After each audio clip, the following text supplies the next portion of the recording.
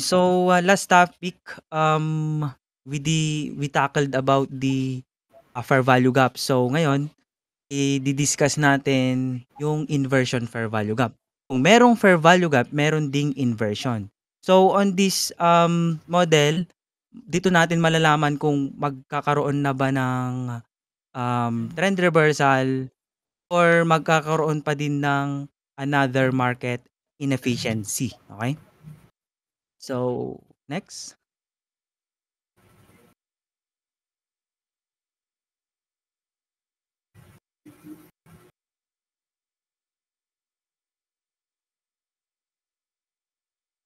Next slide pre. Uy,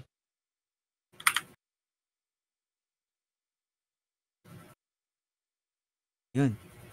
So, inversion for value gap or also known as the IFVG. A, v- a fair value gap that is invalidated by a candle close is known as an inversion fair value gap. A change in market's momentum and a possible trend reversal can be seen in these locations. So sabi dito, yung inversion, yung fair value gap daw is there is an invalidation na kung saan dun nagkakaroon ng inversion fair value gap.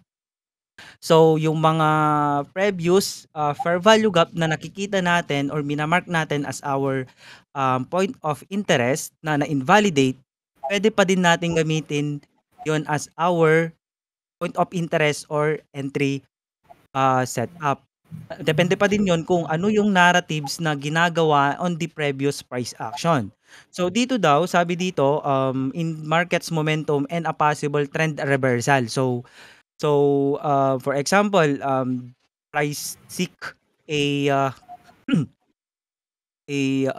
old low and then nagkaroon siya ng invalidation sa um, bearish for value gap, and at the same time that bearish for value gap is na invalidated. So therefore, we will have a inversion for value gap. So meaning to say, meron na tayong trend reversal on that area of the certain liquidities. Okay?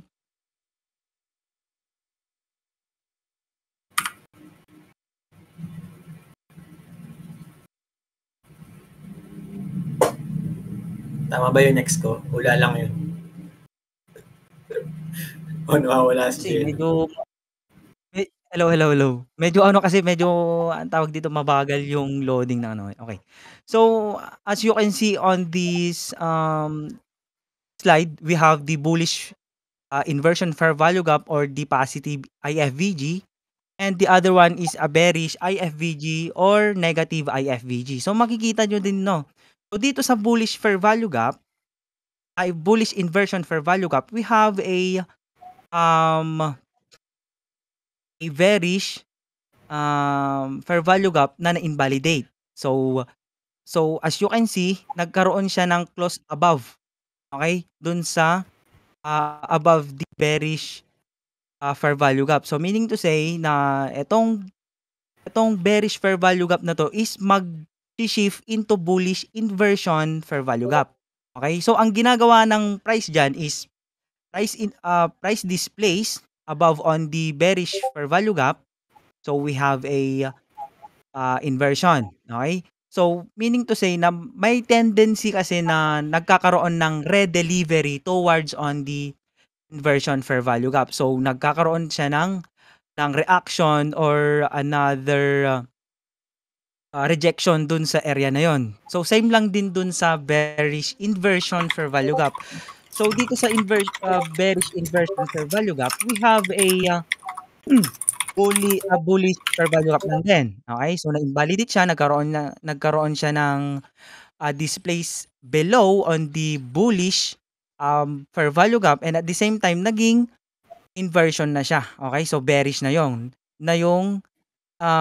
price delivery niya kasi nga we have a red delivery towards on the inversion fair value gap. Okay? So na ano ba nasusunod ba? Or any question sa mga listeners?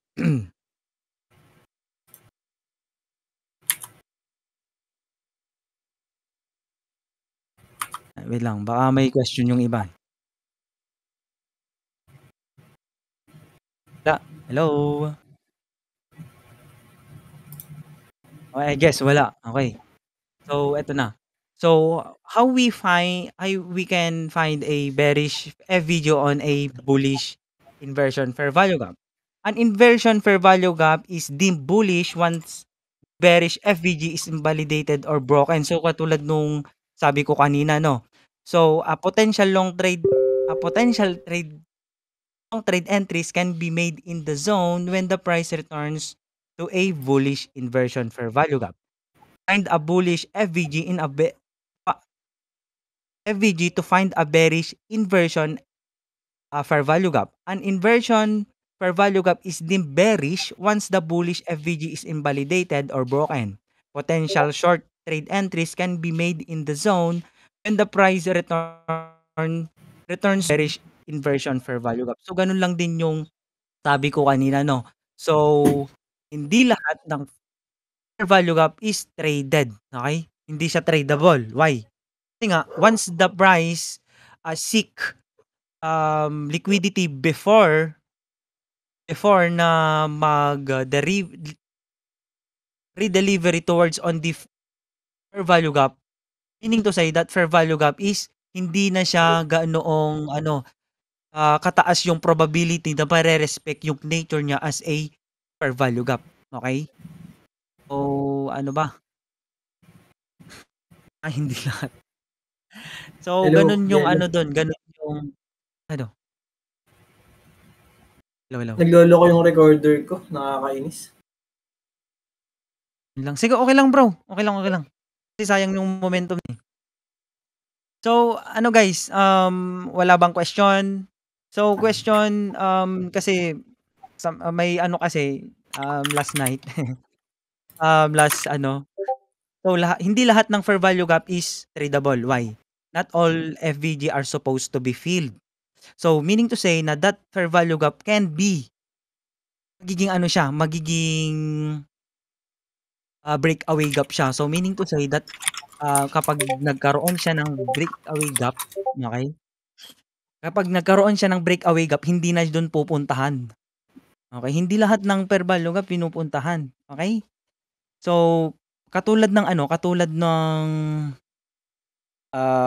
example natin dito sa ano, dito sa last slide. Paano mo nga bro?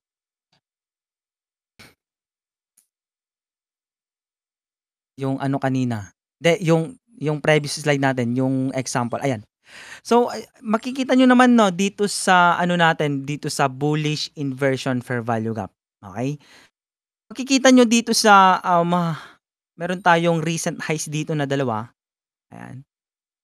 Puwede mo bang ano bro, ano ano yung mouse, inaano ko kasi ano, eh, i-encircle mo, hello, puwede ba? Ayan, okey. So, as you can see, ano yun, masyadong malaki. Yung kanina, ayan. So, makikita niyo naman 'no, na meron tayong several fair value gap dito, okey? So, yung unang kinuha is yung pinakaunang FVG, hindi na pumunta dun sa pinakadulo dun sa baba. Bakit? There is a market inefficiency, meaning to say na yung isang fair value gap, okey, once kasi na mag magre-balance dun sa pinakauna, meaning to say na meron na siyang inefficiency to go higher. Okey, ba? Hmm. Wala na siyang ano, wala na siyang justification na pupuntahan pa yung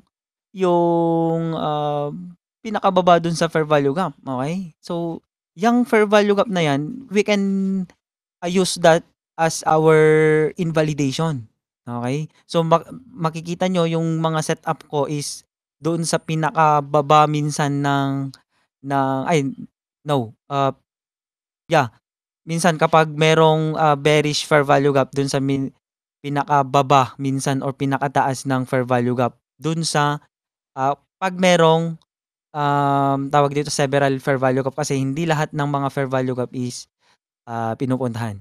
I-comment na lang question mo, ano later. Ano po yung isa mga master? What do you mean isa?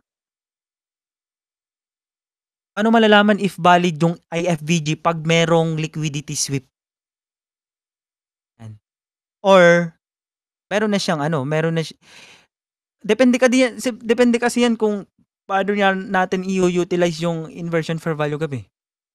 Kasi kadalasan, for example, fair value gap ay for example, yung price is papunta dun sa, low, okey? That low is resting liquidity, for example, okey? So, before na pumunta dun sa liquidity na nun, nag-print siya ng FVG, okey?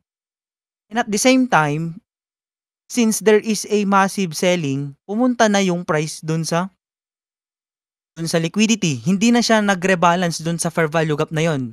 So, meaning to say, that fair value gap is ma-invalidate na siya. So, mababa na yung chance or probability na ire-respect yung bearish momentum. Okay? Kasi nga, wala nang justification yung market to go lower. Kasi nakuha na yung area ng liquidity. Kasi dalawa lang kasi yung ginagawa ng market, liquidities and rebalance the imbalances. Okay? So for example, kinuha na yung liquidity. Okay? So meaning to say na after seeking the liquidity, ano yung pangalawang kukunin or gagawin ng price? Rebalance the imbalances. So kapag vice versa, kung inuna kinuha yung imbalances, so meaning to say na possible na mag-seek siya ng liquidity or magkaroon siya ng liquidity grabbing. Depende pa din 'yan kung saan nakapuwesto yung liquidity, okey? So, clear ba? Hello? Mention ko na din 'to sa ano, dun sa last session kasi. Ay, ang volume imbalance bro, next topic na 'yan. Yes, IRL to ERL. Kasi kapag yung ERL to IRL naman, halo-halong ano kasi 'yan, halo-halong types of orb liquidities kasi yung nandiyan sa IRL and ERL. Dun sa IRL meron tayong mga fair value gap, order blocks, rejection blocks. Naman sa ERL, liquidity pools, old lows, high lows, intermediate term highs, intermediate term lows, etc., etc. So next topic na yung ano, ERL to IRL. Okay. So any question?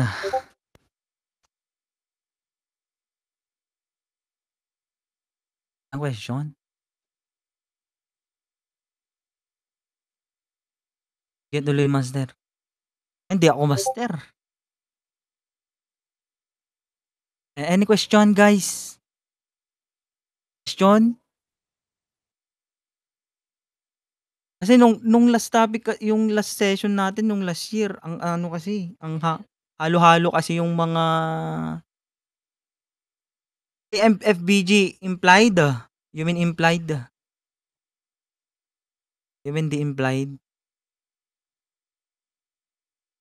Mentor, I'm not a mentor. Hindi ako mentor.